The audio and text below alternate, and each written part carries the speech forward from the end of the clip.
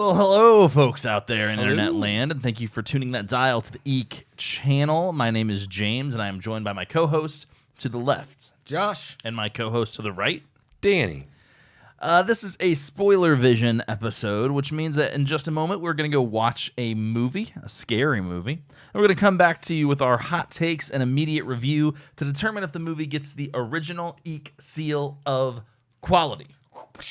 Sure. This week on SpoilerVision, we are watching Happy Death Day to You. And you. And you. And so you. Oh, thanks. So Happy Death Day to You is a 2019 American science fiction slasher film. Written and directed by Christopher Landon. It stars Jessica Roth and Israel Broussard. Josh, you want to read our back of the box description? I would love to. It's deja vu all over again for Tree Gelbman, the snarky sorority sister who solved her own murder by repeatedly reliving her death, when the masked campus killer mysteriously returns to terrorize new targets. Tree cycles through another time loop of clever chills and suspense. To Happy Death Day to You! To Happy Death Day to you. Dink, dink, dink, Dink. And now for our feature presentation. That sounds means we're back. Hello. And we're back! Really good impression. You scared me. That was the scariest thing I've seen all night. So we just watched Happy Death Day to You. And you. And you. And me. Is a okay movie. It's all right. Let's get my notes out here. So this had a budget of $9 million. Okay. Okay. Had a worldwide gross of $28 million. Nice. All right. It's okay. Pretty It's good. okay. So our trivia for this week: the Bayfield University baby killer mask was designed by Tony Gardner, who also designed the Pepperoni Tony. Ghostface mask. Oh. Didn't know that. Yep. Like in the first film, where Carter announces the story bearing similars to the plot of Groundhog Day, he establishes the similarities with this sequel's plot to Back to the Future 2. There are several nods to Back to the Future 2, including but not limited to the wood chipper being from Biff's tree removal. Oh, really? Yep. Oh. It was I didn't Biff's. get that. Yep. So they kind of throw that back and forth a lot. Also, there was a big clock tower scene. They say that was kind of a throwback as well. Okay. To the Back to the Future movies. So one piece of trivia that I didn't necessarily write down for the movie, but it's a thing that has been happening in the kind of wave after Happy Death Day to You, is people have been kind of drawing some similarities from Tree to Bruce Campbell's Ash Williams. And I was really angry and upset about those comparisons before I watched the second movie. I'd only seen the first movie. But after watching the second movie, I really see where they're coming from. It's kind of a new generation's Ash Williams, in that Tree is kind of a badass. Yep. Sure. But she also doesn't take any of it too seriously.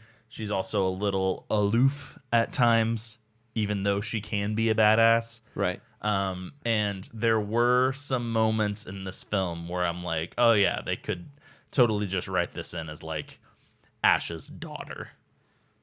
Yeah. Yeah, I can see where people would As the draw that resident Evil Dead baseline. fan. I can see where that baseline is drawn. Sure. But if you just looking, there are very specific scenes of the movie where I think, no, definitely not. I didn't hear one F word and hardly any blood. I know it's not an Evil Dead. Right. And it's just the characters, but okay. Yeah. I'm not disagreeing. But I like the idea of them pushing that harder and trying to make her more into that, because I saw moments in this movie where that was really shining out, and I thought that those were the golden moments. If anything, my problem with this movie is that it doesn't spend enough time being a horror parody, and it spends too much time just being like a really boring teen drama. Yeah, I will say one of the scenes I liked the most was she's handcuffed, bad guy has a sledgehammer. Okay, let's go. Yep. We're here. I don't care really what happens. I know what's gonna happen. Let's go. Yep. I like that. All right, so let's just jump into. God, I don't even know if you can really say what happened in this movie, but Danny, you're my favorite at Okay. plot synopses. So All right. I'd like for you to take it away, please. Okay, so really great recap of the first movie happens, and then the first movie. So new movie happens, but it's the same movie as the first movie, and then the first movie happens. It's a little bit different than the first movie. It's the same movie, and then Back to the Future, And then parallel universes. they built these 5 characters together who were the new age. See, more than the Evil Dead relationship, this was a Scooby-Doo movie, which we'll come back around to a little bit later. But Scooby-Doo happens. They pulled the mask off the bad guy, and then they pulled the plug, and they didn't pull the plug, and then the movie was over, and happy ending. No consequences. Everybody wins. The end. Everybody wins. All the good people live, and all the bad people die. Yep. Yeah. Yep. Yes, they did. Yep. I had to think about how many bad people died at the end. Yeah. Yeah, a lot of bad people died at the end. Yep, perfect ending. That's pretty much it. All right, Josh, tell us a little bit about the look and sound. I mean, it looks like the first movie. It looks very modern. There's very little that would take you out of just seeing a modern movie. The special effects are okay, and I don't think they try too hard. They're really the only special effects are the actual like machine that changes their reality. Yeah. And it's okay. I think they do multiple like super slow-mo effects throughout the movie. Well, that's true. Rather than going for like gore, they do that, which brought me to compare the movie to the mid 2000s Nickelodeon classic.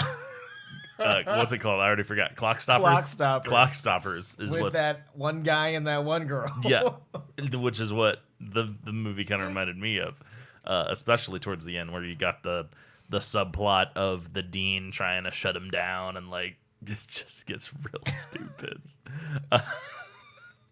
I'll take sound. Sound is for the most part bad. There's a lot of ridiculously dramatic cinema score, like stuff that they probably didn't score for the movie. They went out and bought on like Audio Jungle or SoundCloud or something, like super dramatic cinema score, and then they just plopped it in as a backing track. Yeah, like dollar store Inception. Yeah, it's bad. But I will give it credit. There was one specific moment where it was a high tense moment, and they did the like the bass kick drum was kind of like mimicking a heartbeat kind of thing. Yeah. And it was a great tension building moment, and it was really, really good. Other than that, the sound kind of sucked. Is this movie scary? This movie is not scary. 100%. It's not a scary movie. No. It's not even a horror movie. It's not a horror but movie. It's okay. It's like if there was one or two less spots of blood, it would just be considered a teen comedy. Like it's so close. It's so close to Clock Stoppers, like or any other Nickelodeon. Yeah, any other Scooby-Doo, any other just like, you know, it's screams mid 2000s teen movie. Like what we would have went to see maybe freshman year. Well, me went to see freshman year in high school. Or maybe even like 8th grade. Like I could imagine getting into this movie even before I went to high school. Like and yeah, because the first one was kind of it was Groundhog Day as a slasher. Yeah. This movie's not. It's not even really a slasher. Just because there is a guy with a mask holding a knife does not make it a slasher movie. No. Like, I'm sorry. I mean, Gordon Ramsay holds a knife all the time, and he's not a slasher. So His face is kind of jacked up, too. it's so- real bad. So yeah, I don't know. But yeah, it's definitely not scary. If we had to pick a scariest moment, what are we even looking at? Boy, that's a hard question. Scariest moment. Oh man. Maybe where the chase scene with Tree and Lori through the hospital with guy chasing him. Yeah. That was maybe the scariest part. You know what? I'm going to say for me, it's actually before we do the parallel dimensions thing and the loop gets transferred to Ryan. And then we have that scene where Ryan is reliving a loop where he's getting killed by a slasher villain. Yeah. And he's in the basketball game's happening. So they're in a big group because they're like, oh, the killer can't get us if we're in a big group.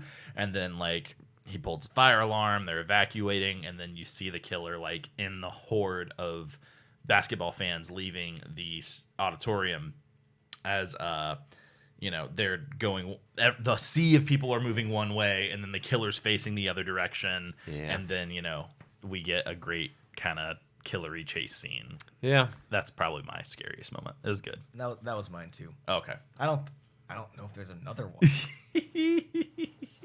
I don't think there was supposed Yeah. to be. I don't know. Yeah, I like that part. Okay, best kill. There are still a lot of kills. Suicides included. Okay. Suicides Yep. included. That's important. Yep. What's our best kill this movie? I got to think about it. Oh, really? gotta think about I think my favorite one was just when she committed suicide and dropped from like the sorority house in front of the her like boyfriend in the other dimension. And Oh, that was yeah. a That girl. was the and she skydive. falls. Yeah, Yeah, it's that was the skydive. skydiving. Oh, skydiving. You're right. The Yeah. Yeah. bikini And she skydive. gives the thumbs up. Oh, it's not thumbs up. It's Middle not fingers middle up. finger. Wrong She finger. just- She just keeps on throwing middle fingers in the air. Okay, like This was a PG-13 movie, believe it or not. That did have middle fingers. But I mean, when that happened, we all laughed about oh it. yeah, That was great. That was so good, and those are the moments where you see some of that Ash Williams-ness coming out in Tree, where like, yes, she's in a horror movie. But she's fed up. She's fed up. She is a badass at times because she has to be, and like I feel like we get a lot of that with Ash. Maybe more so in like Ash versus Evil Dead than we did in like the original movies, but like I love that stuff. I love how meta that can get of like, I know that I'm in a horror movie and it's kind of annoying, so we're kind of poking fun at it. Yep. Yeah. Yeah. What was yours? Oh man, it's hard to pick another one because that one was so good. What was so great about that one? It's funny. It's meant to catch everyone's attention and catch you off guard and be really funny. But actually, the blood splatter of that one is pretty freaking intense and Yeah. really gross. Because like Danielle and Guy. Shoot, Trevor? No, I don't think it's I Trevor. don't think it's Trevor. It's the typical Click, click, click, click, click. white guy though. Yeah. Trevor. Perfect. Connor? No. We'll get it. We'll get it. So they're by like the end of making this. out. Go on. They're Yep, like making go out, on. and then like obviously she's falling out of a skydiving airplane. So like it's pretty brutal when she just smacks the ground and like blood really goes everywhere. Yeah. And his reaction, like, because it's a jump scare moment for them, like Yeah. not really for us as viewers, but like his reaction is kind of priceless. Like he like jumps up on the bench and he's like screaming and like he did a really good job. Yeah, Again, I don't know. That slow-mo gave you just enough time to think about and realize what's happening in Yep. front of you.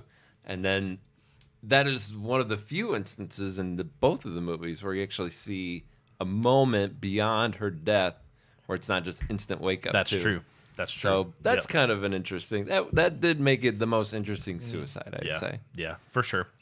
All right, let's just keep just strolling on through. What do we think?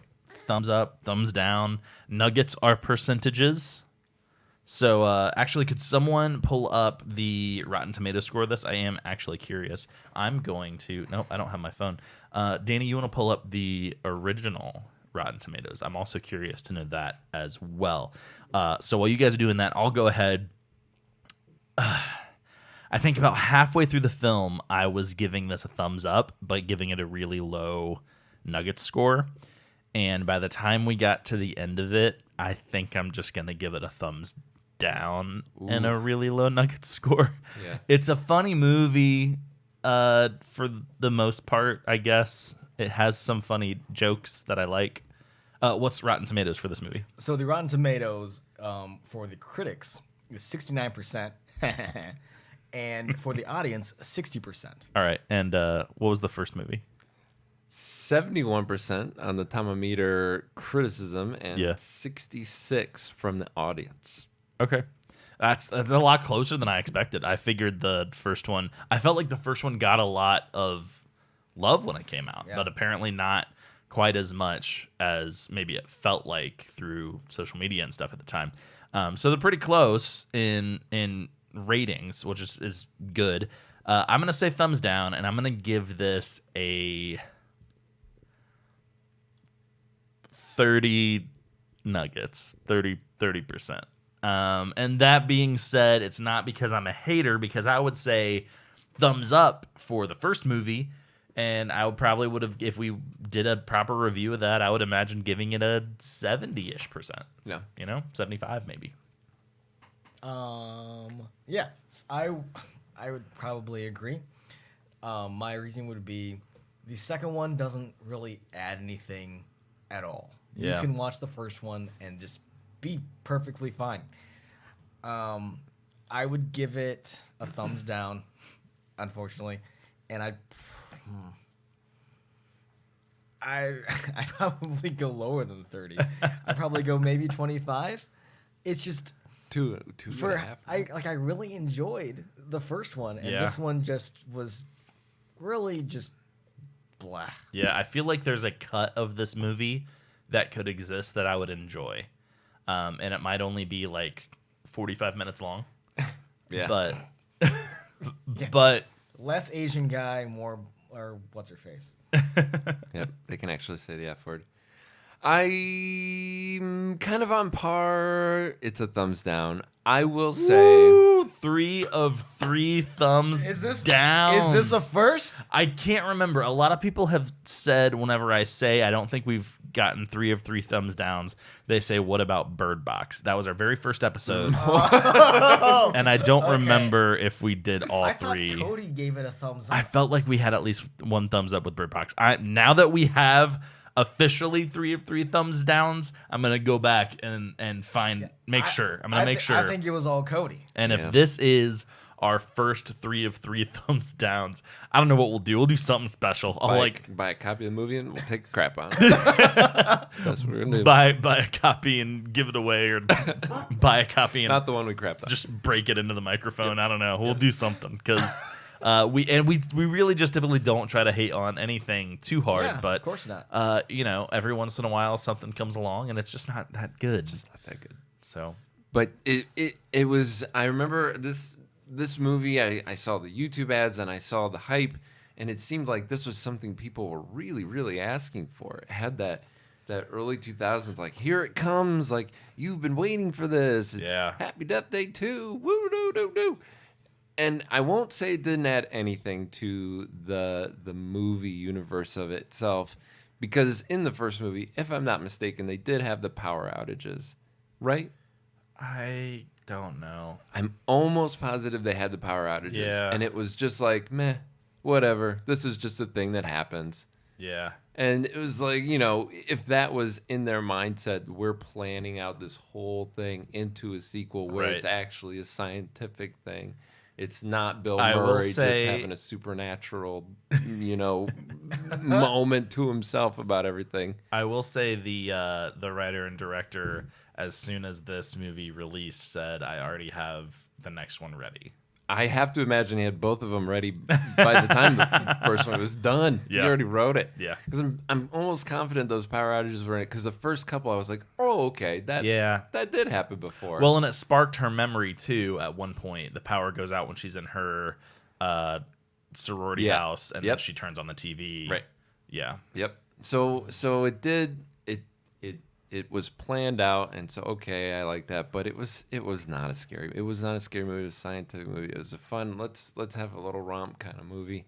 And by the end of it, it was the whole Mystery Incorporated. Would you say it has more in common with Flubber than it does a horror movie? Yes, absolutely. Because that's I'm trying to find other good examples, but like that's what it's like. Like yeah there are tense moments because like the bad guys are coming to get you, but like it's never scary. Yep. And so like that's why it feels like a kids movie. It feels like Flubber. It feels like Clock Stoppers. Yep. It feels like the Scooby-Doo movies. Like those deep, long, emotional moments of the movie with this big dumb orchestral thing behind it. It's like I love you, Mom.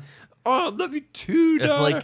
That's not scary. It's a Disney Channel original spooky movie with just a little bit more blood than they would have been able to do. It's scary, in the Disney even Channel. Stevens. Yep. Yep. So, all right, is that really all we have to say about it? Yeah. That's rough. 40 nuggies. I 40 can't remember if I nuggies. get my actual You numbers. didn't. You didn't. It's a good watch it with your wife, watch it with your girlfriend kind of movie. That's Maybe about watch all it I with got. your kid. I mean, it's a little Watch with your child. It's a little on the bloody side, just in certain moments. And I'm actually wanting to put something together for that because my son is 6 and he's kind of at the age where I want to start introducing him to more and more spooky things as he shows interest. But I don't know. I guess call me a millennial. My modern parenting sensibilities say I shouldn't let him watch Nightmare on Elm Street like I did when I was a kid. So I'd like to find some movies like this one that kind of help pave that road. But yeah, it's I wouldn't recommend going out and buying it. That's for sure. Definitely not. All right, well, that about wraps it up for the SpoilerVision episode. Don't forget, SpoilerVision episodes are not our only episodes. Eek Speak is our horror house party, and you are invited. Eek Speak is recorded live on Monday nights at 7:30 Eastern Standard Time, and we would love to have you join us and engage with the conversation in real time.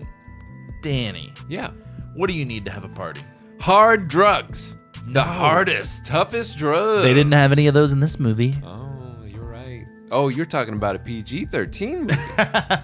I'm talking about a party. Oh, well, I guess if not drugs, friends? People? We need people. We need guests. We always want more guests on the Eek Speak show. So if you would like to be a guest on Eek Speak, please hit us up on Instagram at Eek Channel. That is EEKCHANNEL. You can also email us hello@eekchannel.com, or you can go to eekchannel.com. Up in the right-hand corner, there is a little link that says Be a Guest. Click that, shoot us an email, and that's that. If you want to help us out, you can rate, review, comment, like, subscribe, enable notifications, all the internet things, wherever you listen, or just tell a friend. Thank you so much for listening. This has been a production of Eek Channel. We make spooky stuff for people like you. You can discover more content like this at eekchannel.com, or find us on Instagram, Twitch, YouTube, Facebook, all the places. And don't be shy, we like making new friends. Thank you for tuning in, and stay eeky out there.